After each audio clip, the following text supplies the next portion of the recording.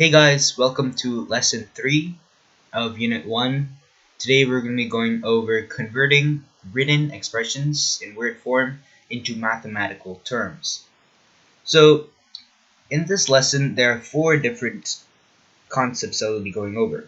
How to convert addition phrases into mathematical terms, how to convert subtraction phrases into mathematical terms, how to convert multiplication tables and phrases into mathematical terms, and lastly, how to convert division phrases into mathematical terms.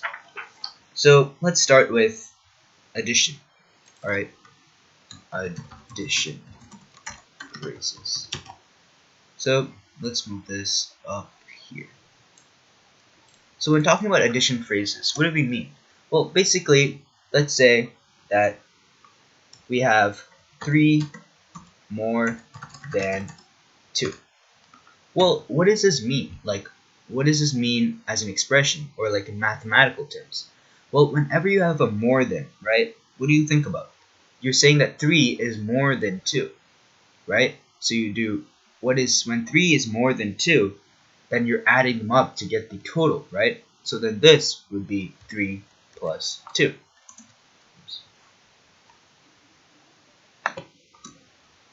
Alright, and 3 plus 2 is 5, obviously. Alright, let's go to another one. Let's say a number, right? A number, any number, is increased by, let's say, 4. Okay? Well, what is this in mathematical terms? Well, it says a number, so you don't know exactly what type of number it is, right? Is it like 2, 3, 6, 10, 100, 200, right? So for this, we need a placeholder or a substitute. And as we learned in lesson 2, well, what do we use? A variable. So we just put, well, you can put any variable. I'm just going to put x.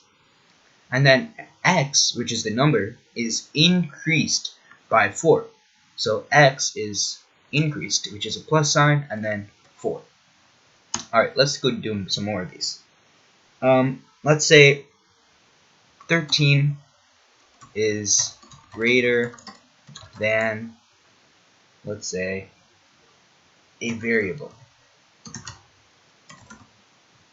And let's put in parentheses x. So we know that the variable is already given. So 13 is greater than a variable. So that would be 13, and then it's hinting at greater than, so it's positive, right? So plus variable, which is x. Let's do a few more of these. Let's say x, this one's a little tricky, so x exceeds y, which is another variable, by 7.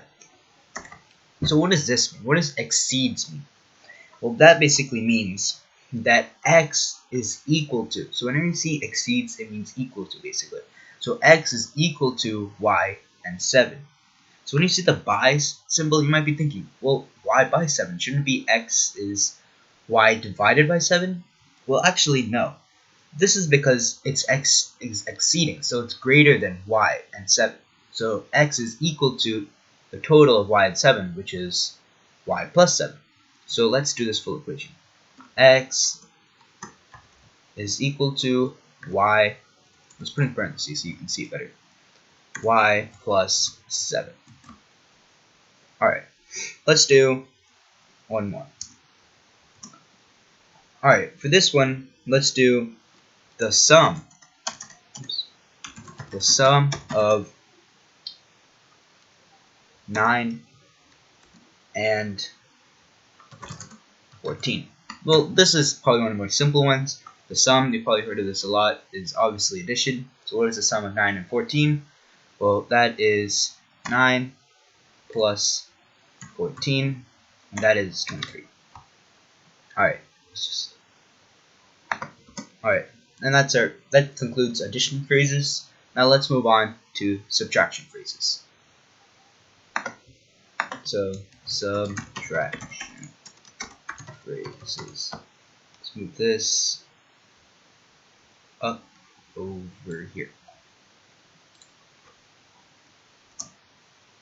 Alright, so in subtraction phrases, you'll see many different keywords, such as decrease by, less than, fewer than, subtracted from, difference, and ago, like when you're talking about years or like a time. So let's look at a few examples. So in written form, we have, let's say, 5 decreased by 4. Well, what does this mean? You think about it. When you read a sentence like this, right? 5 is decreased by 4.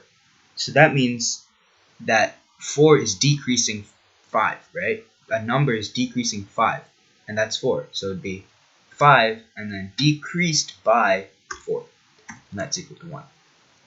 Let's do some more.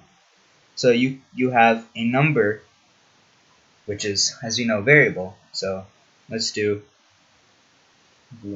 a number is less than 5. So for our, let's just do x is less than 5. So what do you do in this case, right?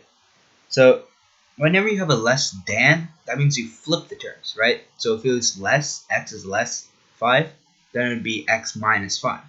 But when you have the than sign, then you make sure always to flip it. So like make a flashcard.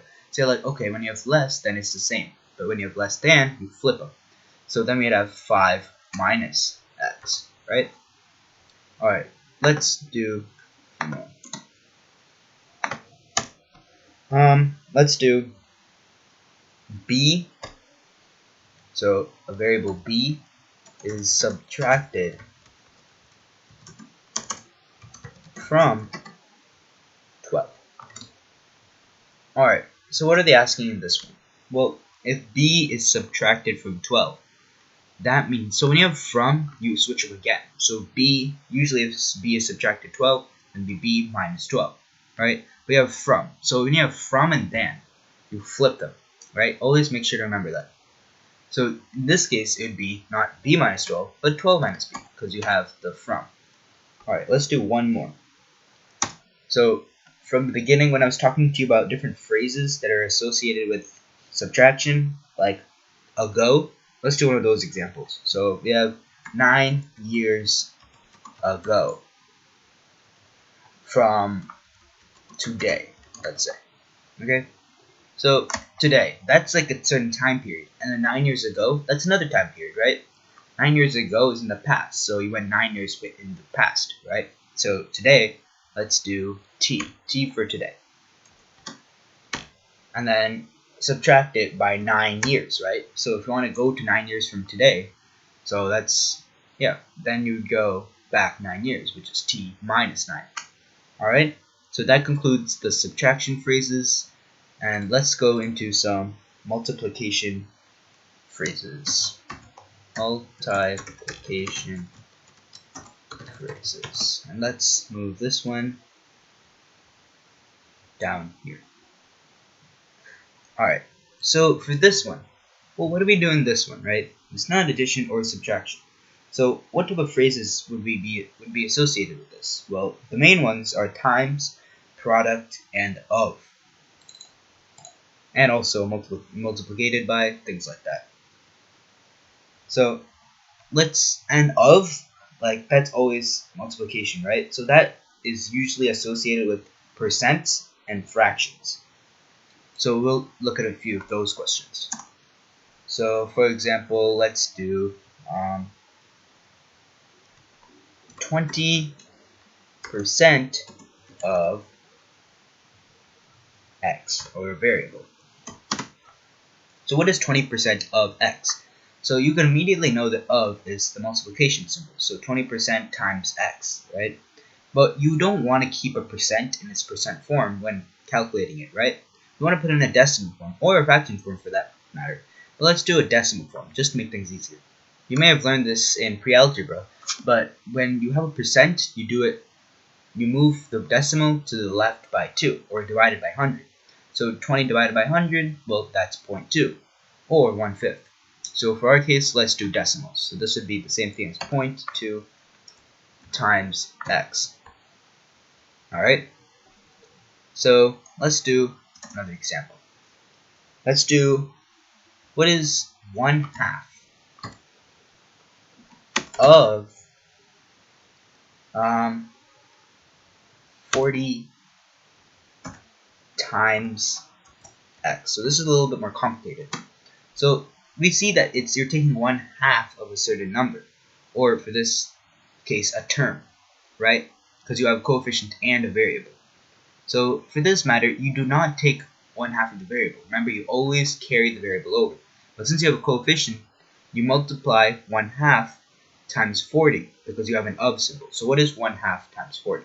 So 1/2 times, and then let's do 40 of x. Well, obviously 40x is the same thing as 40 times x, so let's just make it like this.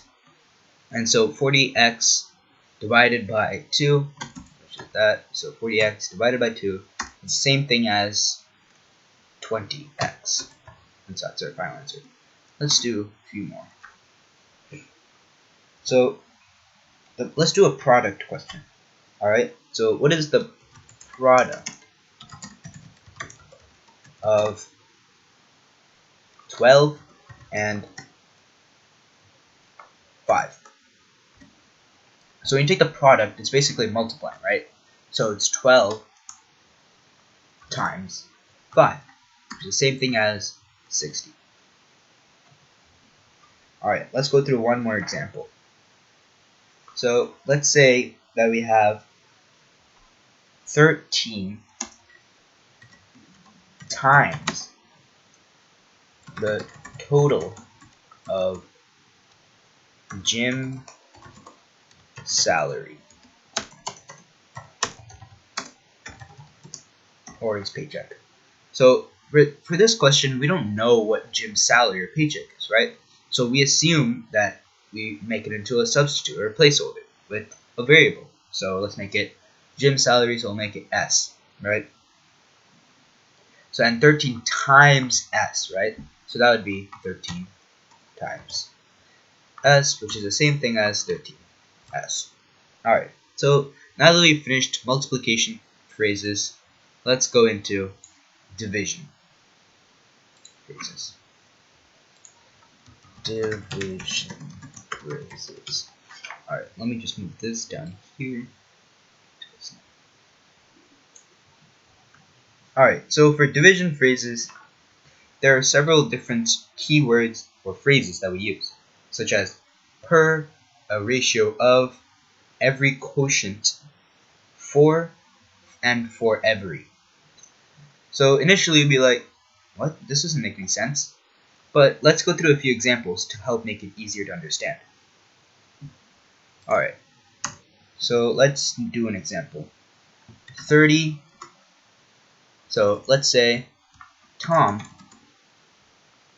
makes 30 shoes per hour. Let's over here. At first, you're like, well, how do we do this? We don't know. Well, actually, first of all, that's actually very impressive to make 30 shoes an hour.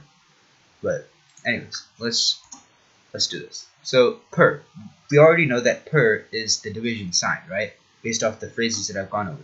So if Tom makes 30 shoes per hour, that means he makes, every hour he makes 30 shoes. So that would be 30, oops, that would be 30, why is it over here?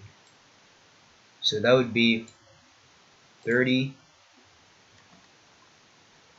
per, which is the division sign, 1 hour. And for simplicity, let's do it like in minutes. So that would be per, so 1 hour is obviously equal to 60 minutes, so 60 minutes. So we can simplify this, right? So let's simplify it into, so what's 30 divided by 60? Well, that's the same thing as 1/2. So he makes 1 shoe every 2 minutes. Alright, let's do a few more. So let's do a ratio of question. So let's say we have a ratio of 3 to 5. So a ratio of means that it's just taking a ratio of one number to another. You probably learned ratios, proportions, percentages, and this is basically what that is. It's just written form. So let's make it into a form that we understand. So the ratio of 3 to 4. So it'd be 3, and then this is just one way of writing a ratio. You can make it like a division sign, anything, percentage, but let's just do it like this for now. Oops. Yeah. To 5. 3 to 5. And if you want, you can simplify this into 0.6 or 3/5. This doesn't matter. They're all the same. And then let's do one more example of the division.